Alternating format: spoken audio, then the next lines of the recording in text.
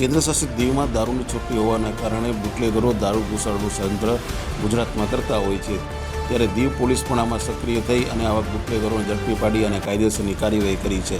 ત્યારે દીવ પોલીસના જાબાઝ head constable તેવા જીતુ પંડ્યાની ટીમને ખાનગી રૂપે બાતમી મળી હતી છે કે ગુજરાતમાં દારૂ ઘુસાડનું તંત્ર અમુક બુટલેગરો કરે છે, જેની બાતમી મળતા દીવ જીતુ પંડ્યા અને તેનું ટીમ તરત જ તે બુટલેગરોનો પીછો કરે છે। પીછો કરતા બુટલેગરો ગાડી મૂકી અને દારૂ મૂકીને ફરાર થઈ જાય છે। જીતુ પંડ્યાની આ બાઓસની કામગીરી હાલ લોકોના દિલમાં વસી છે। ત્યારે આવા જાબાઝ અધિકારી અને આવા જાબાઝ કોન્સ્ટેબલ હાલ દીવમાં ખોટ રહે છે। હાલ તેઓની બદલી થઈ છે, પણ આવા જાબાઝ અધિકારીઓની હંમેશા ખોટ રહ્યા છે।